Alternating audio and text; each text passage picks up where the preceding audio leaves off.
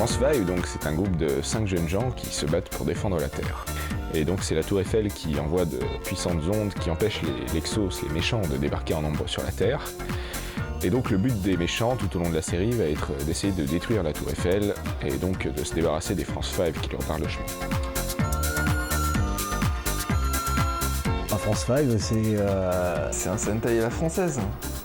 Je sais pas, je dirais la concrétisation de l'envie de réaliser quelque chose qu'on aime, qui est fait, bon, bien sûr au Japon et par des personnes qui sont professionnelles, mais de le faire entre guillemets nous-mêmes, quoi, avec nos moyens et avec les gens qu'on connaît et qui partagent la même passion. C'est l'histoire d'un gars qui a trouvé un autre gars et qui lui-même a trouvé un paquet de gars et qui eux-mêmes ont ramené plein de gars pour faire un truc taré, donc c'est une bande de tarés. Voilà.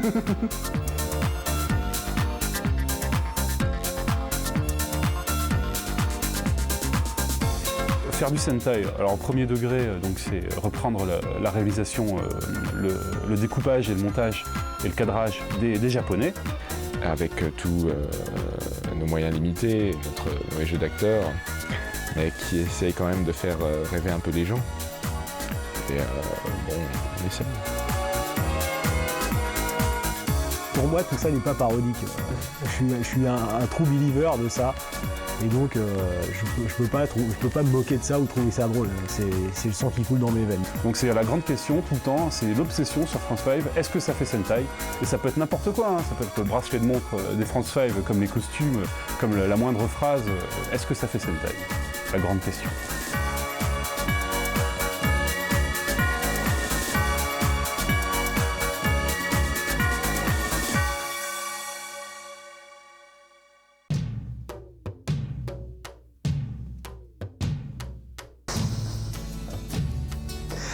Oui, c'est super.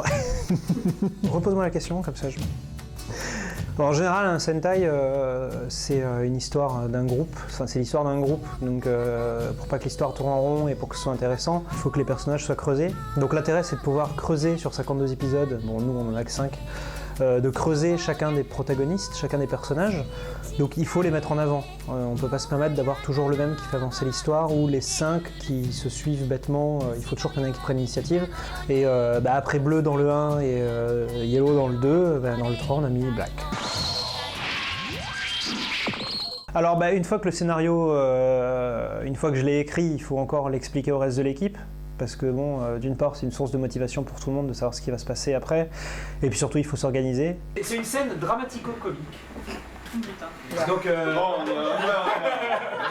L'autre truc, c'est que c'est généralement une épreuve pour moi. Parce que chacun dans l'équipe a son idée de comment ça devrait se passer et ça correspond pas toujours à ce que moi j'ai écrit. C'est pour ça que la phrase est longue mais que ça sera pas une image fixe.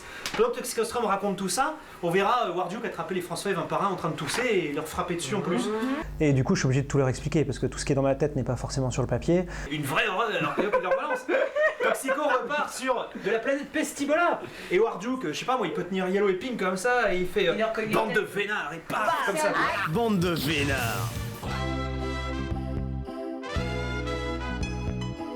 Alors en fait pour le 3 on a gardé tous les costumes, donc il suffisait de faire le costume du Strum et le costume du robot.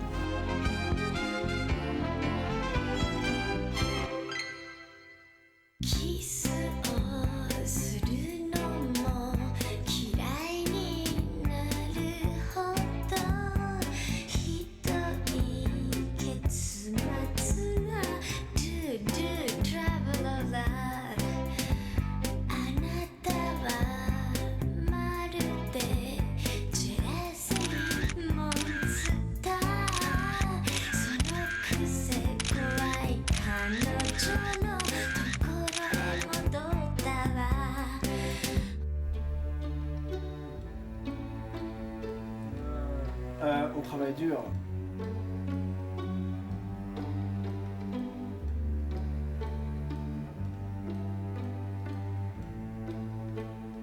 Sans copettes ne valent pas 1 euro. Et puis je ne suis pas seul.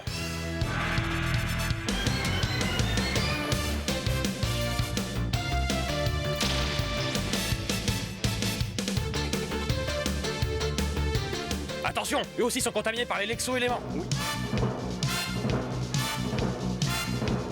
Puissance maximum. Ah, j'ai aspiré trop d'énergie. Quelle détermination! Il était prêt à tout pour stopper Toxicostrum. Aramis, ça va? Pourquoi tu fais ça? Vous m'ennuyez.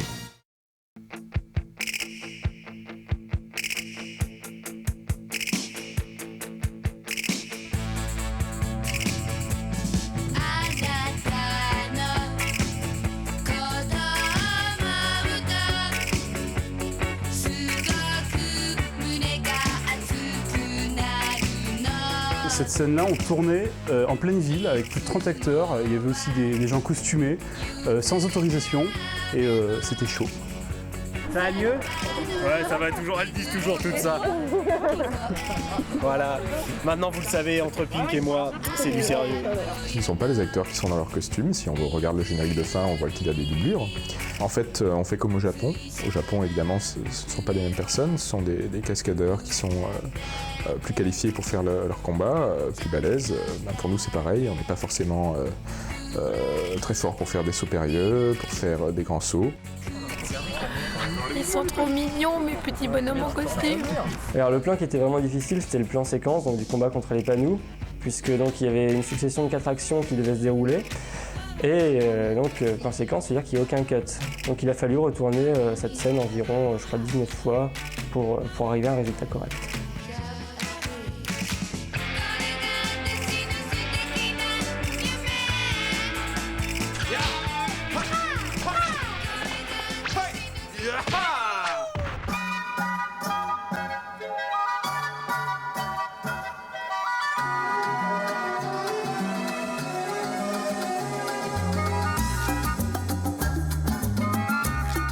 T'as vu l'heure qu'il est? Oui. Quelle heure est-il? Non, je ne sais pas quelle heure. Il est 11h47 et ça y est, ça commence à tourner. C'est quand même fabuleux, non? Il va falloir qu'on s'arrête pour manger quand même. Hein. On mange pas. Ah, moi j'ai faim là. Moi j'ai faim. C'est un tournage qui a été assez difficile à organiser, vu que ça se passait à Gif-sur-Yvette. Donc pour ceux qui ne connaissent pas, c'est à 30 minutes de Paris, au sud. Bon. C'est bon, tu peux tourner, Alex. C'est bon, je peux tourner? Oui, tu peux tourner. Il fallait que tout le monde soit à l'heure, tous les sportifs, il fallait emmener du matériel. Ensuite, il fallait aussi emmener à manger. Et puis, une fois sur place, donc il fallait occuper les gens, faire en sorte que ça se passe bien, qu'ils soient prêts pour la scène d'après, alors qu'on est en train de tourner la scène courante. Et bon, c'était tout un bordel, mais on s'en est pas mal sorti. Bon allez, on y va là, hop hop hop.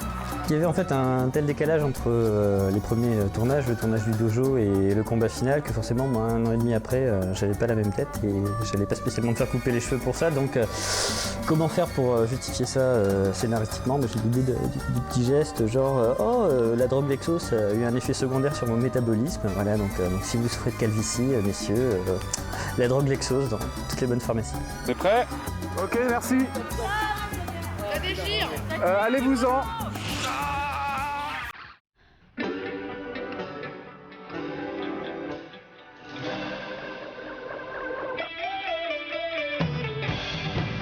Donc effectivement, les France 5 passent de la pleine ville au quai, au bord de Seine.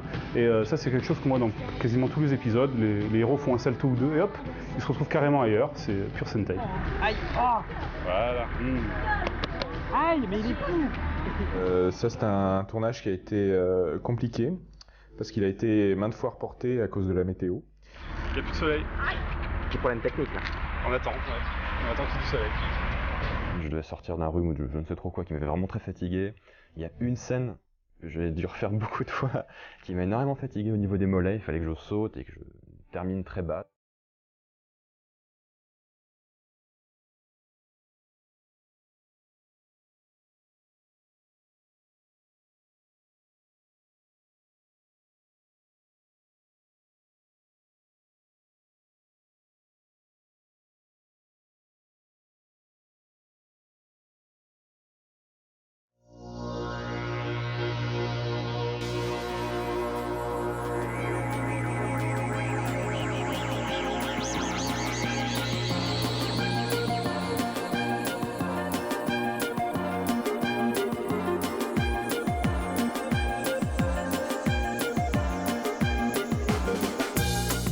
Alors le tournage du robot contre le monstre n'a pas du tout été fait en ville pour des raisons premièrement pratiques.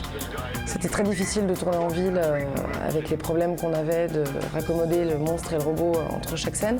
Le pauvre monstre, il était bien abîmé et ses pièces se barraient de partout, donc ses petites pointes partout sur sa boule, sur ses épaules. C'était l'enfer, entre chaque scène on devait les recoller. Donc on l'a tourné en pleine campagne, au milieu des joggeurs et des promeneurs. Un dimanche, il faisait relativement froid.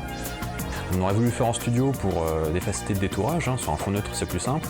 Mais en fait, bon, Alex a préféré utiliser la lumière du soleil, donc la lumière extérieure, pour filmer le robot et avoir immédiatement un éclairage le plus naturel possible. Oui, alors donc moi et Sébastien, nous étions très heureux d'avoir bricolé des petits yeux qui s'allument pour le robot, donc en électronique qu'on avait caché dans le casque. Et arrivé en plein soleil, au moment de les allumer, ça ne se voyait pas du tout. Et conséquence, on a des très beaux yeux sous After Effects.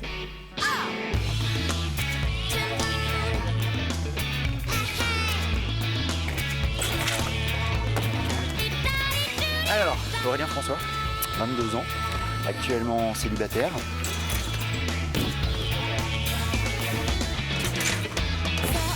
Ouais, c'est ça.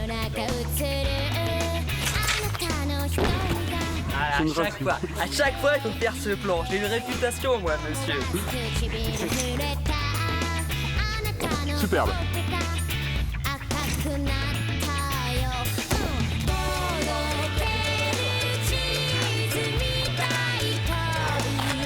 Alors, comment ça écrase là, là, là. Je sais pas que j'ai la grosse tête, mais...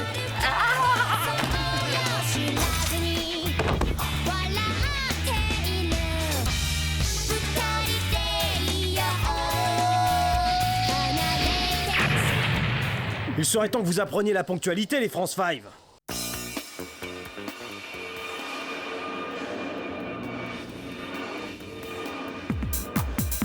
Alors, dans ce merveilleux appartement, nous avons essayé de recréer un vrai studio avec un fond vert, 3 mandarines et un merveilleux bizarre, donc pour essayer d'avoir une bonne lumière afin que les personnages apparaissent nets sur le fond vert, pour qu'ils soient détourés après par Pierre pour faire les effets spéciaux.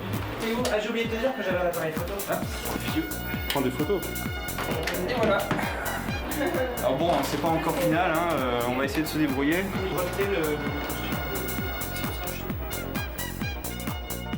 Donc oui, le Toxicostrum a changé entre la bande-annonce qu'on avait mis sur le site, qu'on avait passé à la fin de France 5 2, et le monstre final, donc Toxicostrum en latex, en mousse. Alors le problème qui a beaucoup embêté Alex, c'est qu'il a fallu retourner toutes les scènes de QG qui avaient déjà été tournées avec l'ancien costume. En fait, les fonds verts, c'était quand même quelque chose d'assez dur au niveau de l'endurance. Il faisait très chaud, parce que c'était dans une toute petite pièce très confinée, et surtout, on était sur des sauts, on était assis sur des sauts, c'était très fatigant pour les jambes de rester à la bonne hauteur. C'était horrible en fait. Mode secrète. 1, 2. Mode secrète. Double coupe mortelle de Nevers.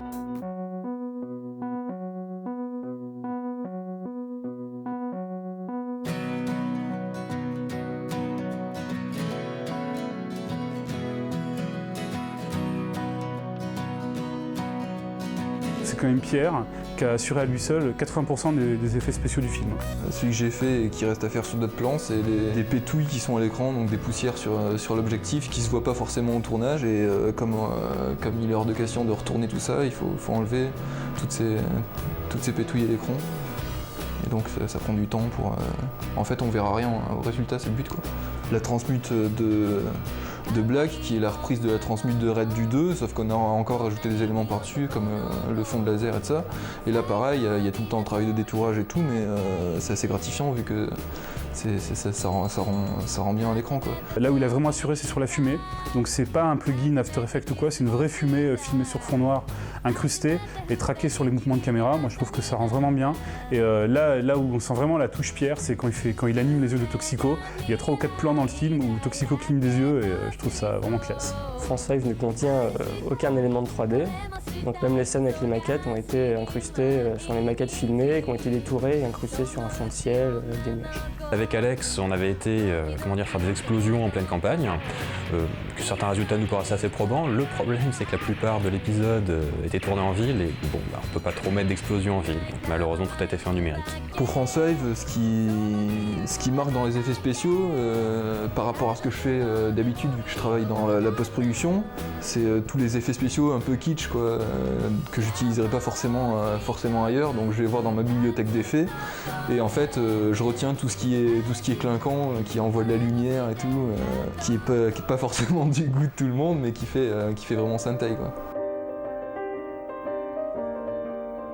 Dimanche 25 août 2002, voilà, je vous invite un petit peu chez moi. Non, c'est pas exactement chez moi en fait, c'est là où je travaille et nous allons nous servir des studios de Radio France, plus précisément de France Musique, pour faire une séquence de doublage pour France 5 épisode 3.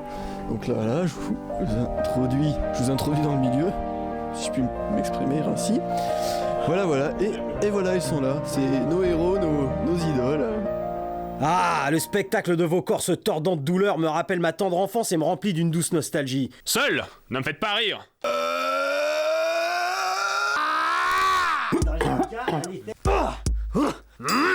Le narrateur de France 5, c'est encore Féti qui nous a fait l'amitié de nous faire la voix off. Donc c'est celui qui a fait les voix sur France 5 1 et 2. Et là, il a repris encore son rôle derrière le micro, il nous a fait une très belle voix. Après avoir réduit l'univers entier en esclavage, l'Empire Lexos, et à sa tête le terrible Gloom Manchu, projette aujourd'hui d'envahir la Terre. Heureusement, Gustave Eiffel, architecte visionnaire, avait tout prévu en construisant en 1989 une tour. C'est bien passé, German. Ah bah ouais, cool, quand on a des textes aussi puissants, aussi visionnaires.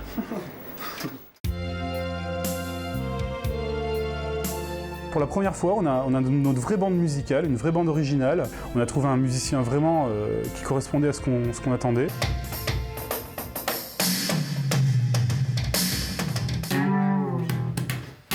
Pour chaque musique, j'avais la scène donc, du pré-montage. Donc ça me permet de calculer une durée à peu près approximative, de voir l'ambiance par rapport aux justement musiques qui étaient adaptées au pré-montage, pour savoir à peu près quel type de musique, est-ce que c'est plutôt triste, plutôt gai. Vous n'avez donc aucun honneur. Vous en prendre ainsi à des innocents. On vous reconnaît bien là. Donc là je faisais une première ébauche, assez brute, que j'ai envoyée à Alex. Je lui ai envoyé des scènes en vidéo par internet, il m'a renvoyé une musique correspondante. J'avais le retour aussitôt et soit c'était trop long, trop court, pas assez angoissant, pas assez... Donc voilà, donc les modifs étaient faites pratiquement, pas instantanément, mais dans la foulée quoi. Vous n'avez donc aucun honneur. Vous en prendre ainsi à des innocents. Tout en haut de la tour Eiffel, dans la nuit surgit une étincelle. On s'arrête. Aujourd'hui on a écrit les nouvelles paroles du générique de France 5 et sur la musique de Boob, on va enregistrer ce nouveau générique, un générique 100% inédit avec des musiques à nous, des paroles à nous. Ils sont toujours là, l'escadron des mousquetaires, courage, ça va pas non plus.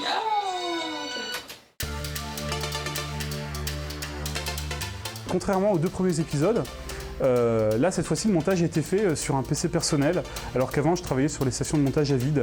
Donc voilà, j'ai investi dans un ordinateur de mon personnel, et puis, ma foi, la qualité est même meilleure qu'à Game One, parce qu'avant, je passais de DV à bêta en analogique, puis après, je digitalisais, il y avait une compression, je ressortais en bêta, et après, ça repassait en DV. Alors que là, je prends le DV natif dans l'ordinateur, et je ressors le même, donc transfert de fichiers, pas de digitalisation.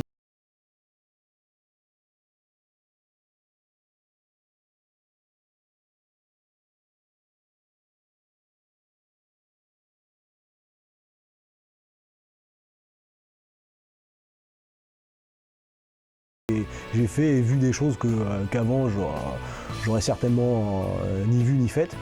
Et donc c'est une expérience et c'est une expérience agréable. Bon, on l'a fait, on allait jusqu'au bout et hop, on a fait l'épisode. Ça vaut ce que ça vaut, mais on l'a fait quoi. Voir l'épisode en salle, c'était un moment qui est très important pour toutes les équipes de tous les filmateurs.